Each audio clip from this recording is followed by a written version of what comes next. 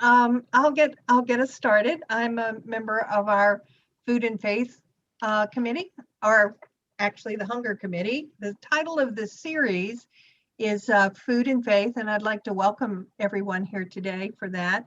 And the emphasis is developing, creating, and sustaining feeding programs in all of our communities. This is the second of 5 planned presentations, so we hope you will after today's presentation, sign up for the remainder ones. We'll be going through May. So before we begin, I'm going to ask Pastor Kelly Bayer Derrick to lead us in a word of prayer, please. Where'd she go? Thanks, Sandy. Yeah, thank you. So for those of you whom I've never met, and I'm Pastor Kelly Bayer Derrick. I serve as an assistant to the Bishop of the Virginia Synod. And part of my portfolio involves our justice ministries in the Synod and World Hunger and other ways that we seek to live our baptismal covenant to work for justice and peace in all the world. So thank you for being here. And yeah, I'm going to open us with prayer. The Lord be with you. And also with you. Let's pray. Good and gracious God, in the busyness of our days, help us not to turn away from our neighbors in need. Grant us the courage, Lord God, to stand with them, to let our voice join with theirs, and to let our actions reflect the example that you have given to us through your Son, Jesus Christ, who is our Savior and our Lord, and in whose name we pray. Amen. Amen.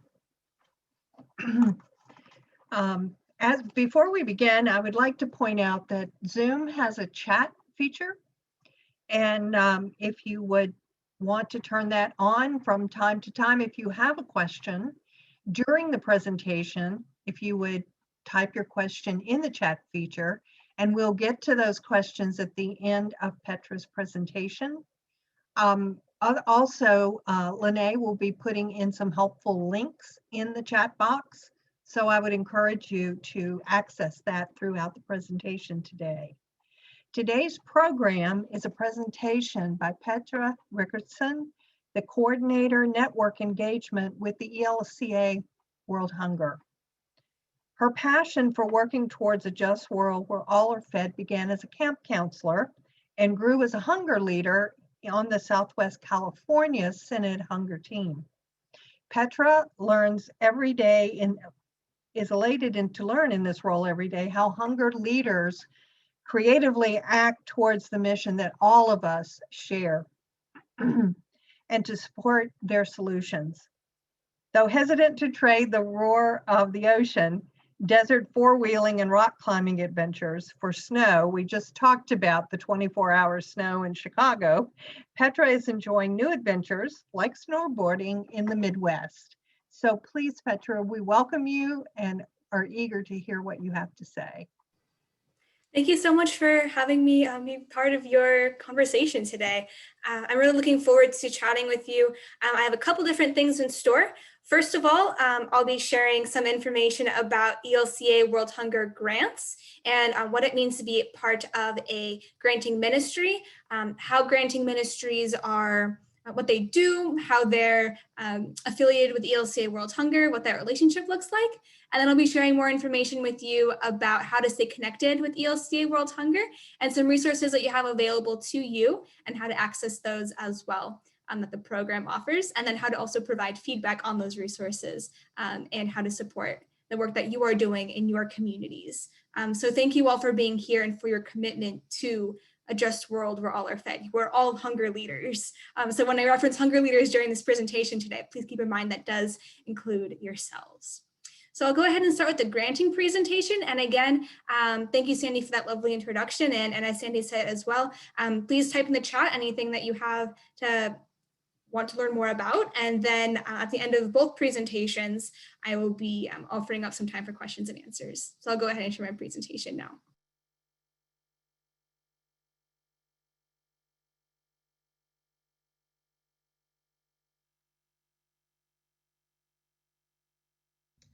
Hello and welcome to our presentation on ELCA World Hunger Grants. My name is Dominique Griffin. I'm the Manager for Engagement and Granting. I work with our domestic granting processes, and I am joined today by May Helen Jackson. Hi, my name is May Helen Jackson, and I am the Coordinator for Community Engagement and Granting with ELCA World Hunger. And along with Dominique, I work with our domestic grants as well, focusing primarily on our domestic hunger grants. Before we launch into talking about our domestic grants, let's review the ministry of ELCA World Hunger.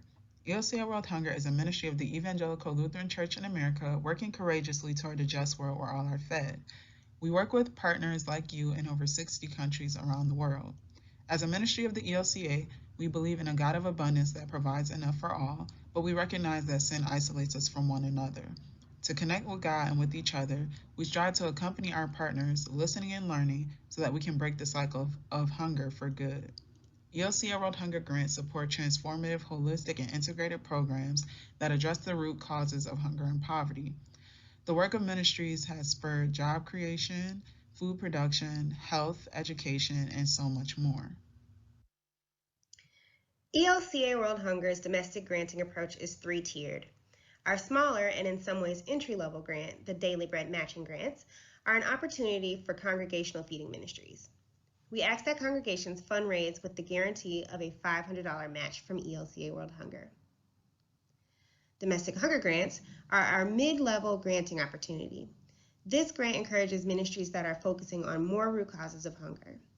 We will talk more about what that means and about our transformative, holistic, and integrated ministry approach to these grants. Big Dream grants are our highest level granting opportunity. These grants encourages ministries that are innovative and emphasize sustainability. Let's talk a little bit about Big Dream grants. Big Dream grants are one-time grants ranging from $10,000 to $75,000. Big Dream applicants are ministries that are specifically selected from the domestic hunger grant applicant pool and invited to apply. ELCA World Hunger invests in ministries that demonstrate excellence, innovation, best practices, and alignment with our priority areas in sustainable ways. For example, the table is a current Big Dream recipient in Milwaukee who applied for funding to build an urban bee farm, purchase land greenhouses to extend their growing season, and thus create jobs and career pathways in their community. ELCA World Hunger domestic hunger grants are a tool that allows ELCA World Hunger to accompany congregations and partners throughout the United States as they draw on the strengths of local communities to address issues such as food security, housing, job readiness, clean water, human rights, policy change, and leadership development. Domestic hunger grants are a long-standing part of the ministry of the ELCA. They have evolved over the years, and we know that many of you who have been partners with us for a long time have experienced that evolution firsthand. Beginning in 2019, domestic hunger grants saw a restructured format, including a new online application. The renewed domestic hunger grant process that we will be talking about today was designed with the direct feedback and input of partners just like you. So now we will talk a little bit about the domestic hunger grant eligibility criteria. First and foremost, it is important that all ministries that are applying for a domestic hunger grant are a 501c3 nonprofit organization. This means that if you have a congregation that has a ministry, the congregation should apply for the grant and not the ministry. Also, you should not be a congregation or a social ministry organization that wants to apply for the grant to pass on to another ministry, especially if they are not a 501c3 nonprofit organization. What we will ask you to do is to encourage that organization or that ministry to apply on their own if they are a 501c3 nonprofit organization. It is also important that there is a relationship with an ELCA congregation or an ELCA entity. That could be a university.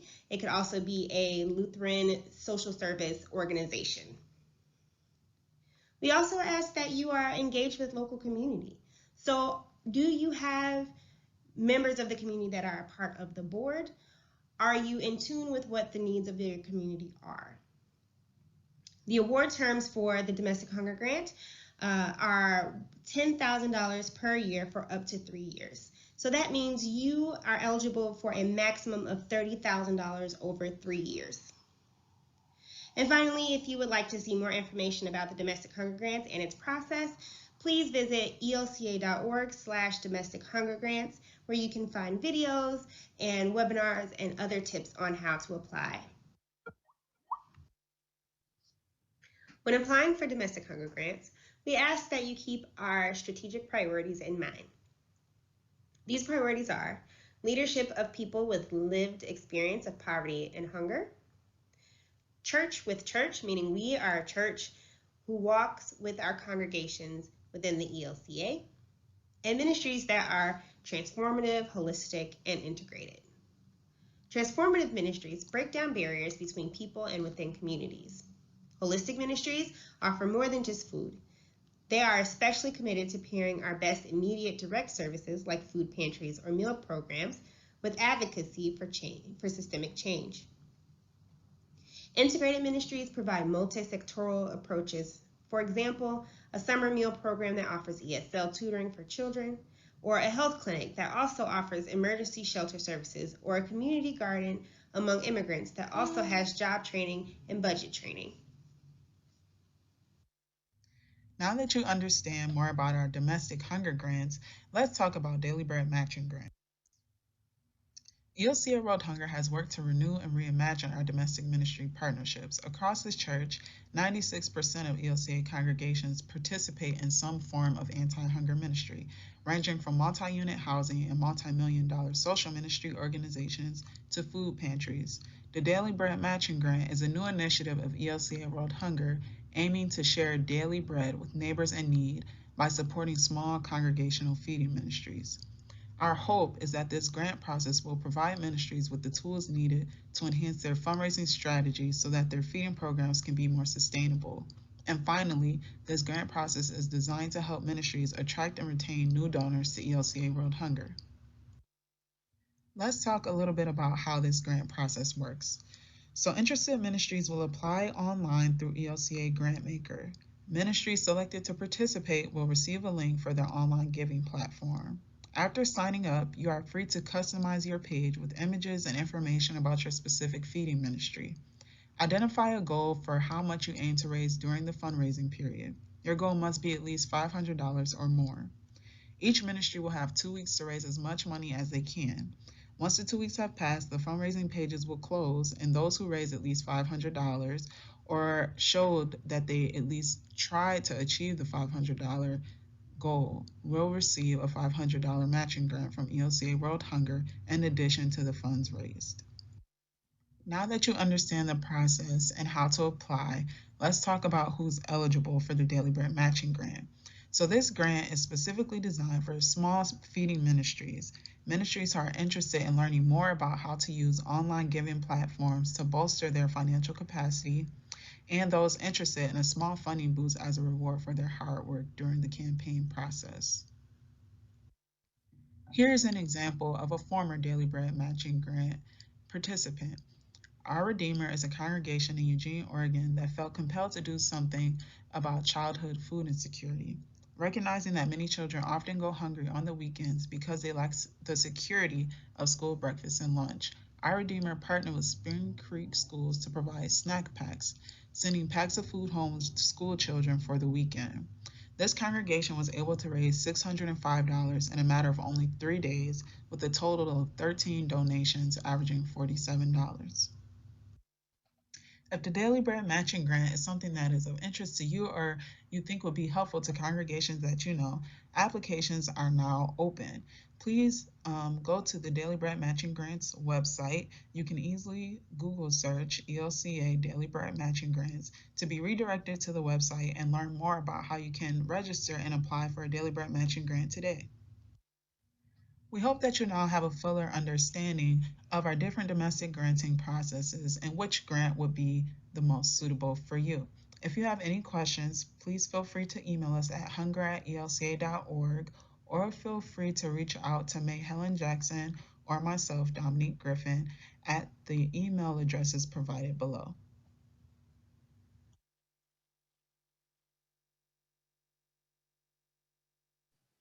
So thank you for joining me for that brief presentation on granting. And it gives a really great comprehensive picture to a few of the ministries that ELCA World Hunger supports and is partnered with, and as well as some great information on ELCA World Hunger as a whole and some ways that we interact with folks like yourselves. And so now I'll go ahead and share a more general presentation on how you can stay connected with ELCA World Hunger and what that looks like moving forward. So I'll also be sharing some information with you. Let me stop sharing technical logistics here. Okay, let me share this one. Is it going to let me?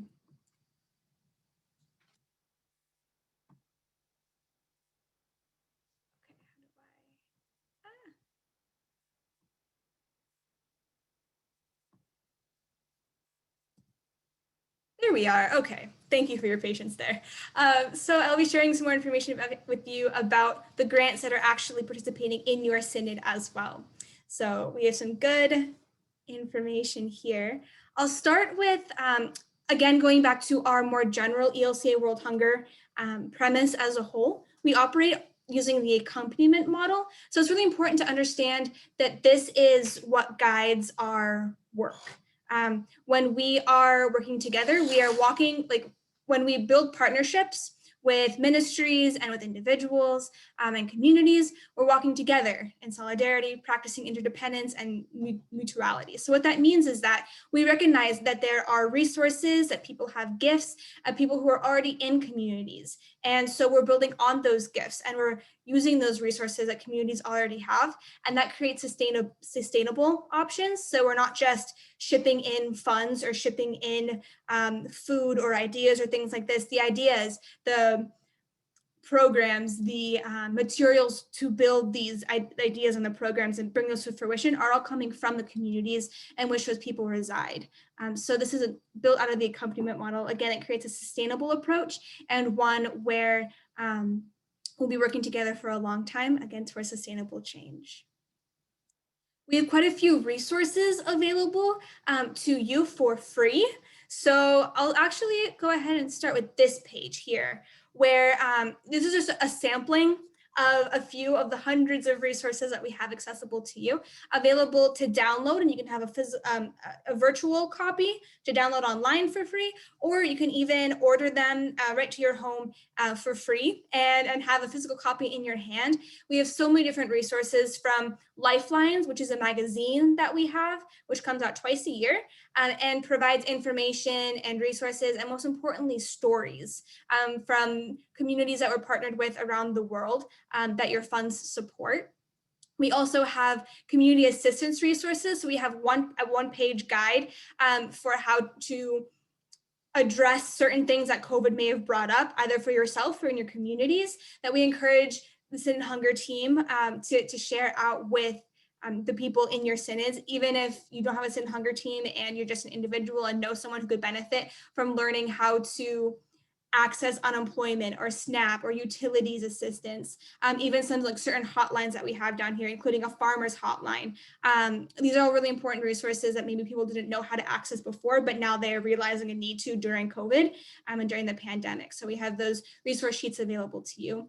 And then we get into thinking about the root causes of hunger and how do we address those. Advocacy is one of them.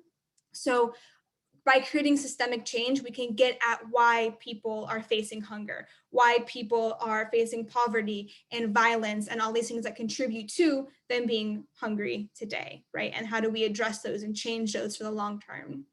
We also have certain guides. We have like a feeding ministries guide, this guide here, which gives some good insight on if you have a food pantry, if you have a community garden, if you have any a meal ministry, how to make those, like some best practices for those, how to start them, how to sustain them, and how to even collect some data on the people who are coming through, which can help with grant and funding.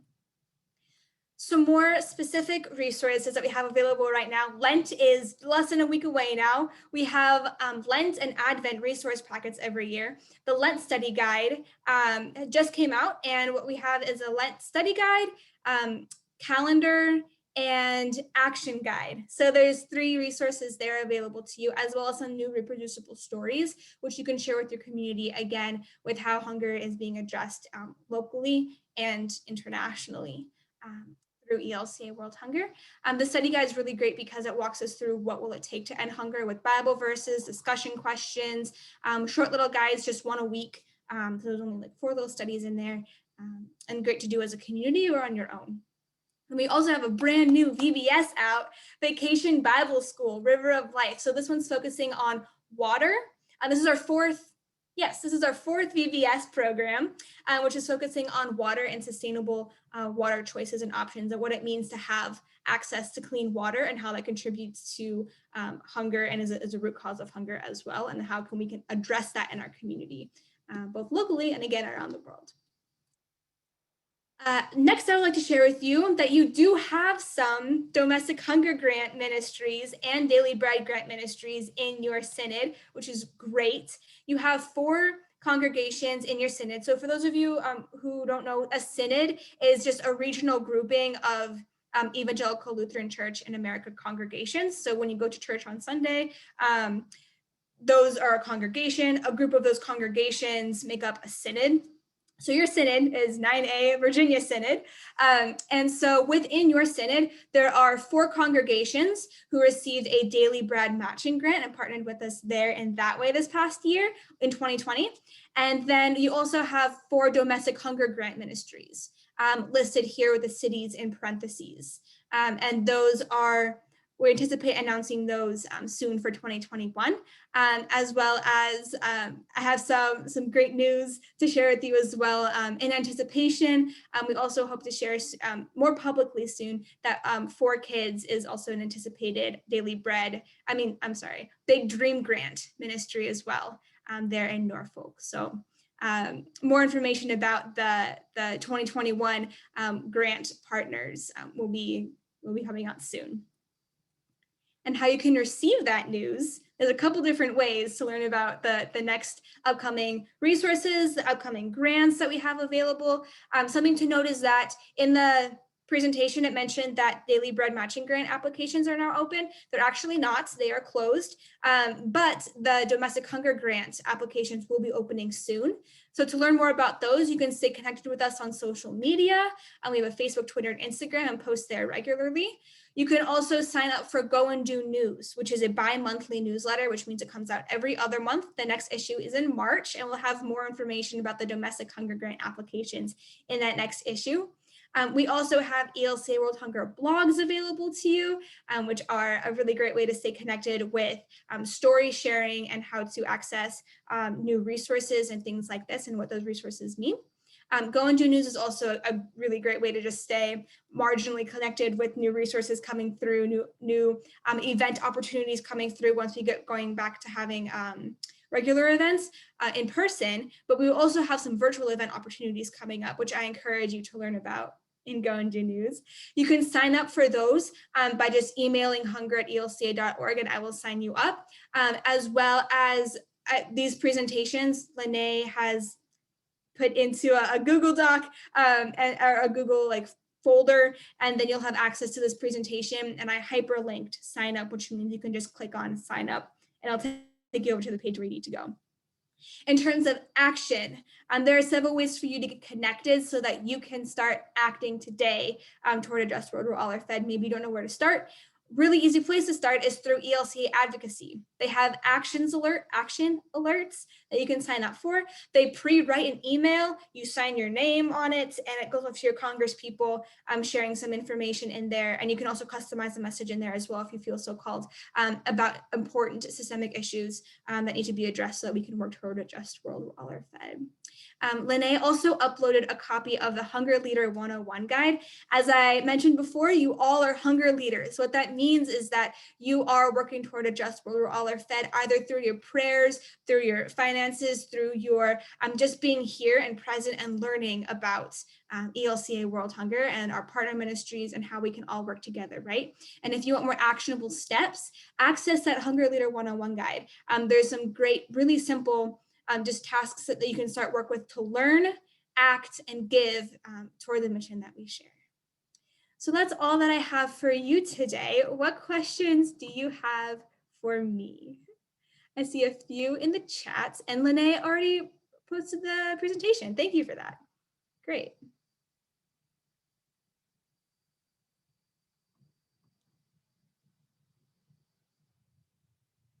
Are there any questions that you have that I can help address? Petra, can you say again, you mentioned the Daily Bread grants are closed right now. The domestic hunger grants, can you say again when that grant application will open? Sure. And then when, like if you have info on when the deadline is for that. At this point, that's still being figured out as we transition into a new year of granting and what that looks like for the church. But what I can tell you right now is that we'll be announcing them in March, which likely means that they'll be open at least until the end of April. So you can, again, stay up to date with those by just searching elca.org/domestic hunger grants. And on that webpage, there'll also be a link to find out more about the Daily Bread matching grants, but that's really easy to access by just searching elca.org/dailybread. And that specific site will pop up as well. And there's also maps on both of those web pages where you can like search out ministries and their locations and learn a little bit more about the ministries that are in your area or wherever you would like to look in the area as well. To learn more about the ministries that have participated in the past. I encourage connecting with them. If you have questions about the grant process or the work that they're doing in your synod, you should certainly reach out to them and build a relationship with these ministries as they're doing great work. I see a question from John. Can the Big Dream grants be used for an existing ministry for growth, i.e. outgrowing a building, constructing a new facility? That's a really great question for our granting team. I work with network engagement, which means that I work mostly with connections like this, and my coworkers put together the presentation that you mentioned before. So while from my understanding, that's exactly what Big Dream grants are for, is to make a more sustainable approach, where it's a one-time push of funds can help the ministry become more sustainable for the future. So I think that would certainly be a way for a ministry to make themselves more sustainable. But I would also mention that the ministry will also be for Big Dream Grant ministries. They're also working in those THI that I talked about, that was talked about earlier in the granting presentation. That they are transformative, which means that they're working toward a just world where all are fed within the resources of their community. That they're holistic, which means that they're addressing more than just physical hunger. They're also potentially they are, it's not just come in and sit down and eat your meal. It's also, here's also a job training opportunity, or here's also a way for you to be a part of advocacy and action towards systemic change by, coming over here and writing a letter to your senator, things like this. So there's transformative, holistic, and integrated, which means that they're, again, working in their communities with the resources that have accessible to them. So those Big Dream Grant ministries, while they may use funds for things like this, they also are a larger approach and a more innovative idea that are receiving those funds. And thank you for putting the link in the chat to the Daily Bread matching grants as well. We anticipate more Daily Bread matching grants to be available later this year. Again, we don't quite have a timeline for those yet, but do keep your eye out, especially on our social media pages. Is a really easy way to be connected there. And Betsy is also your Synod Hunger Team Chair, which means that she is connected with all of you and the one who will be sharing out those resources when they become available with you as we as we create timelines for the grants and for new resources and things like this, the information goes to Betsy right away, and then Betsy can share those out with you as your Synod Hunger Team Chair. So I highly encourage you to stay connected with Betsy if you are not yet.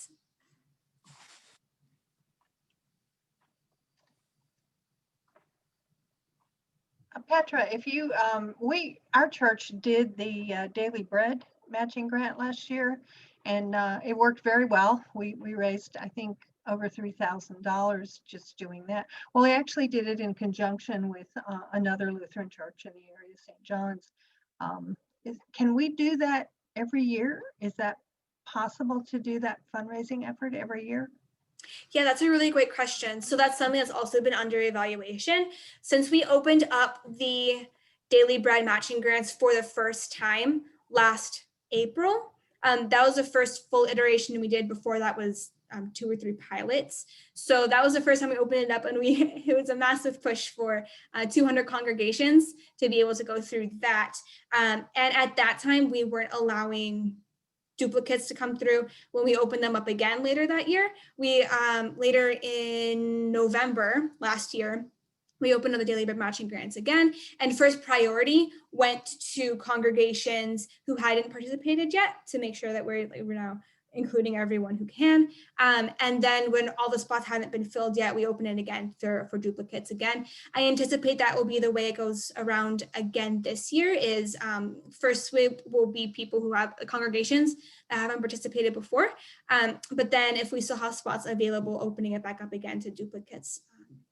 Especially since we're understanding like the need is incredible, and that's why we have these 3 different grants, really, is so that the Daily Bread can be like the immediate relief grants, the domestic hunger grants can be immediate and sustainable relief, and then we have a big dream for those big reach grants as well. Yeah, it's a good question. Thanks.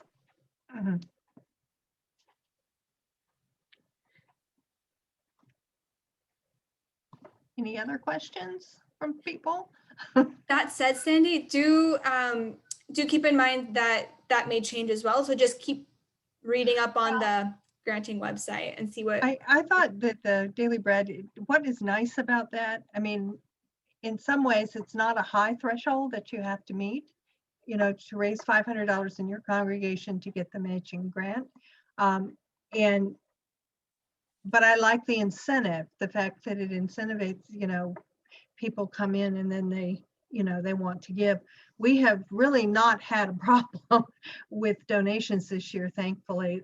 We don't have a specific, the ministry that we support in our congregation is the Blacksburg Interfaith Food Pantry, which services a large area, but it's very helpful. I like getting people involved, and I thought that that was a very good entry program for doing that. Absolutely. That's part of the reason why we do it, as well as it builds community awareness of your ministry, but it also does so much to help the ministry be aware of the resources in their community, and that there's so many people out there who are willing to support the work that they're doing, and that the work that they're doing is beautiful and great, and that they want to support it. And then how do the ministries then who receive the funding go about to build longer term relationships with these people who's funded them for this one-time effort? How do you build a relationship with them to build a longer lasting relationship so that they are connected for a longer time as well?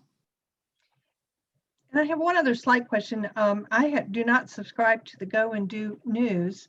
Do I just go to the website and I find a link to subscribe, or can I send an email to, or could I send an email to Hunger at ELCA? Which one would be the best? So I can actually drop a link to the chat in the chat right now to that. So yeah, I'll drop a link in the chat, and then you can sign up for, on the link that I'll put in there, it'll be listed as like stay connected with ELCA World Hunger, and that will sign you up for Go and Do News. So I'll go ahead and do that now. Oh, finally it showed up. I was not seeing what was in the chat, but I turned off something else and there it was. Okay, good.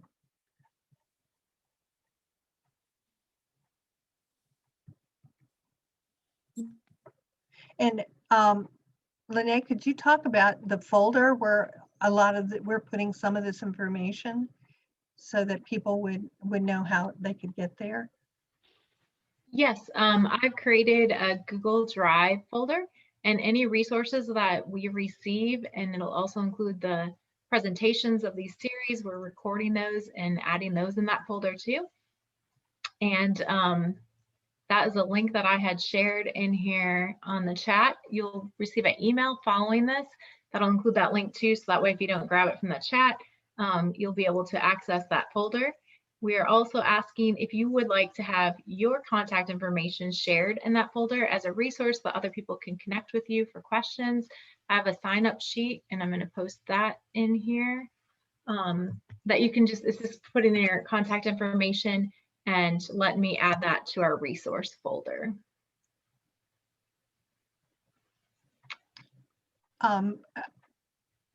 Charles has his hand raised. Charles, do you have a question? Yes, I just I guess it's a basic question. You apply for a domestic hunger grant, and what happens? I mean, what's the process? How is it evaluated? And how long does it take? And some of the, let's say we submit one in March, April, and what happens next? Where does it go and how is it evaluated?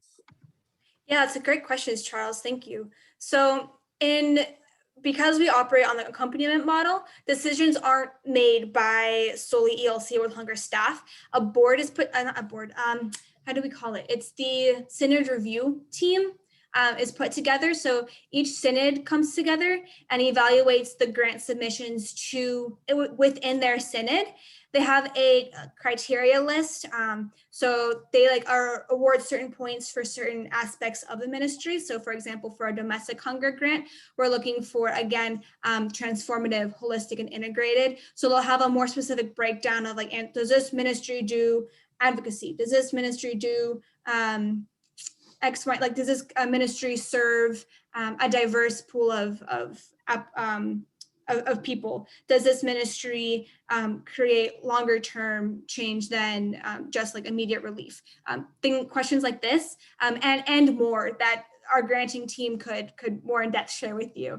And then once the Synod review team goes through and answers all these questions about the applications and the applicants that have submitted in their Synod, they submit those back to the ELCA World Hunger staff.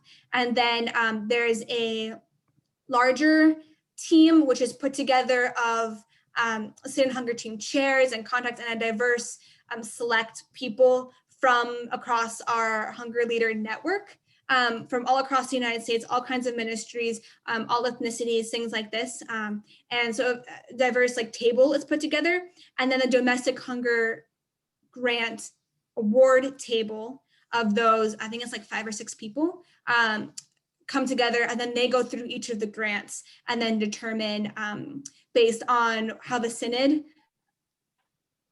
provided their feedback and then the points that were awarded to them in those specific areas, go through the grant applications themselves as well, and then determine the funding that will be allotted to them. And then the time span in which the grant will be received, because again, those grants are awarded for up to a span of 3 years. So they'll determine the time span and the funding that will be allocated to those ministries. And then also they're the ones who write the letters to go back out to the community members as well. The time frame for that is, again, there's one listed on the Domestic Hunger Grant website. I highly encourage you to go and access that. And if you have more questions, then I encourage you to please email hunger@elca.org with your questions. I monitor that inbox, so you can just say, hey, Petra, I have more questions about domestic hunger grants. Can you connect me with Dominique Griffin? Dom is my colleague who you heard from in our presentation earlier, and Dom will be able to answer all those questions for you and get you in touch with the answers that you need. Just a little follow on. If a group or applies for one of those grants and they don't get it, is there feedback so that they could correct maybe what they've not done correctly? Well, we'll say it doesn't come up to what was expected for one of the Sure. areas. Is there feedback from at different levels or not? So that's something that we're working on making more smooth, because at this point, there's not much capacity for us to be able to respond to each decline letter as to where they are, like where they can strengthen their work, which is why that we've built that capacity in each synod. So as the synods receive the applications, they're able to go through the checklists that we have sent for those award points again. And then it's the hope that the synod review table then can be able to provide that feedback to those ministries and saying, here's why, here's where some aspects that you can build up so that in this next year, so that you can be a stronger candidate in the next granting year. So hopefully that makes some sense. Thank you. And there is a question, Petra, just a general question. Is there one small way that congregations could begin to get involved with hunger advocacy? Yeah, that's a really great question. So when I hear advocacy, I get really nervous because I'm like, what does that even mean? Like, how do I, like, contacting my senator? That sounds scary, right? That sounds hard. I don't even know who my senator is. Yada, yada, yada, yada, yada, right? I can just go off in this whole big thing. And so it's really easy to just use the ELCA advocacy alerts that ELCA advocacy puts out. So I highly, highly encourage congregations and individuals, such as yourselves, to sign up for ELCA advocacy alerts. You receive an email to your inbox. It gives you the title of what it is that ELCA advocacy is advocating for. I know that there's one on the table right now for addressing the new COVID supplemental support bill, and how there's, thank you for putting it in the link right in the chat right there. So the new COVID relief bill is being under scrutiny right now. And so what ELCA advocacy has done is broken it down into several different elements. And then all it says is, so that you can read up on it, understand what it is that's going on. And then they pre-write an email to your senator for you. You can just add a little bit of context in there about why this matters to you. 1 or 2 sentences, of this is important to me because, I am a resident here and I care about my neighbors in need, right? You are my senator, do something about this, something to that effect, right? And then sign your name at the bottom, and then you send it off and it goes to your senator, and then you have done something to affect change. You have written to your congressperson to affect change.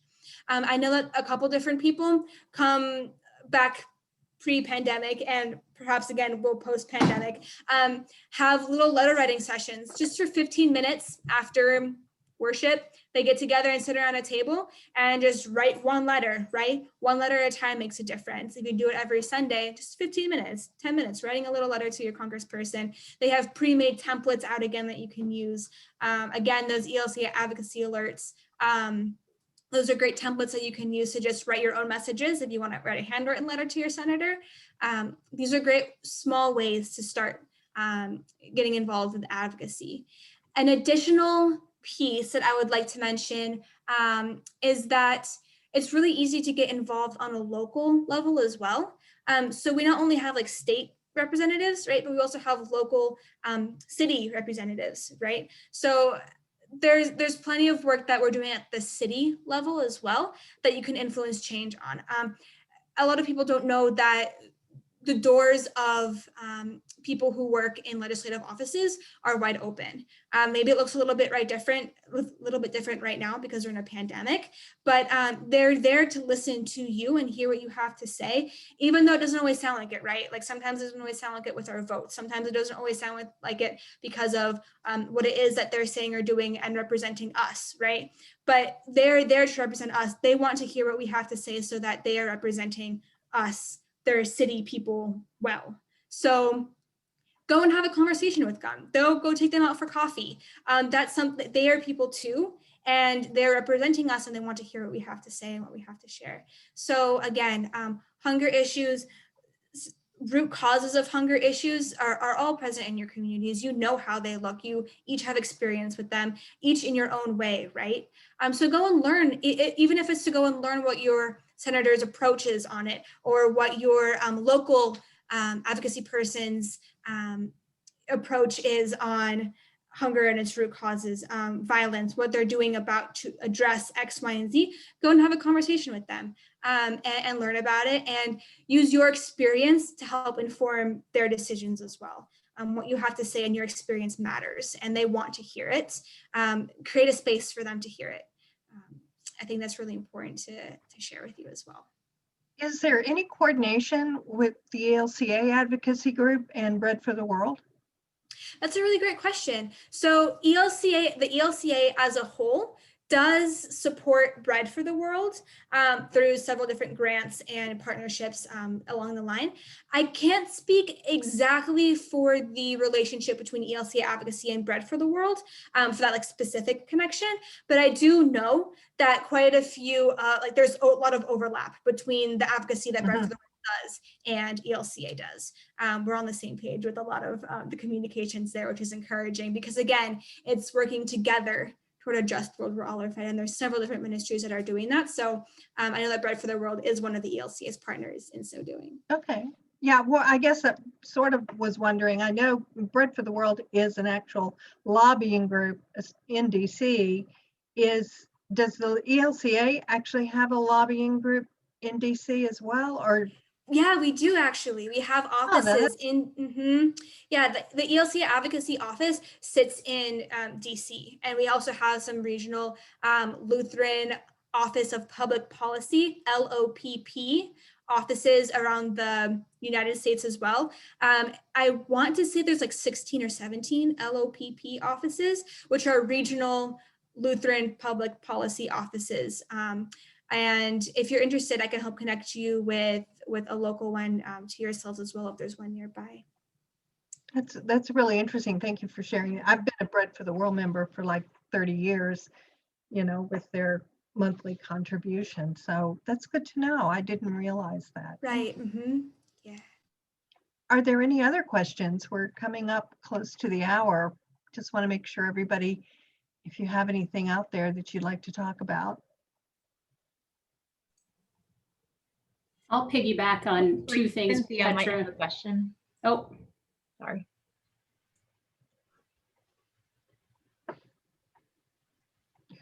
Hi. I just want to say that I've had the opportunity to lobby on the Hill for Bread for the World, and it is just a rewarding experience. You begin at a local church, and then you divide into divisions within the state, and you go to your congressman's office, and you go to the senator's office. It's exciting to be on Capitol Hill and actually in the spaces where government is being conducted. You don't often meet with the senator or representative themselves. A lot of times you meet with their aides, but they're highly knowledgeable and very welcoming. And as far as letters go, I've been with groups that the churches, bring in 25, 30 letters and they sit them down on the desk. And you can tell how effective that is in letting the representative know the involvement of the congregations and their concerns about. So I know with COVID, Bread for the World didn't have Lobby Day last year, but if you ever get a chance to go, I would really encourage you to do so. Cynthia, that's a great point. It's just that a lot of like the assistants or the people that you get to go in and chat with who maybe aren't even the senators themselves, the senators and their assistants and people in their offices are aware when we come through and they're saying, oh, you're part of this group, we have heard from you in these things, in these ways, and they're often able to, from the experiences that I've heard and learned about, that they're often able to point back to saying, you're part of this group, which means you've been advocating for these things, we've received your letters, thank you for those, and thank you for sharing them with us. Here's what we're doing to support that. So yeah, Cynthia, that's 100% correct, that it's really encouraging to hear directly from them too. Kelly, you had questions? Oh, I was just going to say a couple of things. One, I dropped in the chat the link for our local Virginia Public Policy Office, which is supported by ELCA World Hunger and part of ELCA Advocacy, the Virginia Interfaith Center for Public Policy, which is in Richmond, and just like 3 weeks ago did an online week of advocacy work. I also thought, I learned from the ELCA Hunger Leaders Gathering, which Petra helped organize, so thank you, Petra, for that, that an idea that was brought up by, I think, one of the presenters from Buffalo, New York, was to invite your local, like, supervisor, board of supervisor representative, or school board representative, or city representative to one of your meetings. Like if you have a local feeding ministry gathering in your congregation, invite them there so they can hear more about what you're doing. And then you can ask them, as Petra suggested, you can then engage them on, like, how are they prioritizing a world where all are fed in your local community. And it also builds the relationship, right? So you get to know who your local supervisor is, and you get to talk to them, and they know about you and you know about them. So I thought those were really great ideas. The other thing was just to mention that the Virginia Synod last year also offered some daily bread grants. And we are having conversation about doing that again. That's not planned yet, but we are talking about doing it again. So you can watch the Synod's publications on whether those will be available. And I think last year we gave like 20 or maybe more. I can't do the math that quickly. $12,000 worth. So whatever that is, 24 daily bread grants were given last year. So watch for more information on that from the Synod office as well. That was all. Thanks. Any additional questions? Well, I'd like to. What if you, what if you invited one of your local legislators to one of these sessions, one of these conversations, and just open it up, having to hear what they have to say here? I think that would be one interesting idea. I know in California, the Sierra Pacific Synod had their hunger team put together a hunger education hour, very similar to this, where it was open up for conversation, Q&A, and then breakout chat group time. And they actually invited their Lutheran Office of Public Policy Officer, Regina Banks, in to discuss some of the, what are they called, on the next to vote for. What are those called? At the end, the props, yes. So to talk through the props and what it meant to vote for certain things in their state and how those related to the root causes of hunger as well, just before the election, or the voting time came up in, I think they had this in October with voting in November. So there's one way to explore that as well, that relationship. I do have a point to make. Advocacy for our Virginia Interfaith Center, there's so many issues that cause hunger, and there's a lot of things that the state is working on. Minimum wage, where I live in the western part of the state, there's a lot of poultry and farm workers, and there's bills on trying to have a fair living wage for people. So those are ways to get involved too. It doesn't just come from food eating programs, but things that cause those issues need to be advocated as well. So I just encourage everybody to look into what the Virginia Synod, Virginia Interfaith Center is doing, because they're doing a lot that would help to alleviate some of these problems that cause hunger. Definitely. Well, Petra, I would like to thank you again.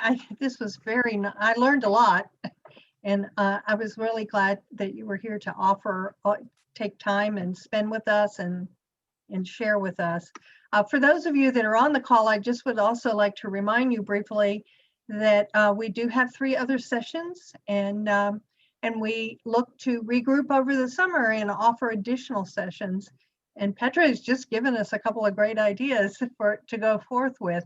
So anything, questions or comments you want to have, please feel free to reach out and contact us. So hopefully we will see you next month. In the meantime, those of you some of you aren't expecting snow. The rest of us are expecting snow or crap, who knows what.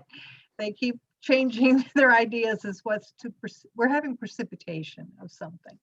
But anyway, good day. Thank you again for joining, and we appreciate you coming and speaking with us, Petra. Yeah, thank you so much for having me. And again, I encourage you to stay connected and to reach out to me anytime. I'm just a phone call or email away, just hunger@elca.org. So thank you. Thank you. Thank you. Goodbye. Thanks y'all so much. Hope to see you next Okay. month. Thank you Yes. so much, Petra. Blessings on your Bye-bye. day. Thank you. Yeah, you too.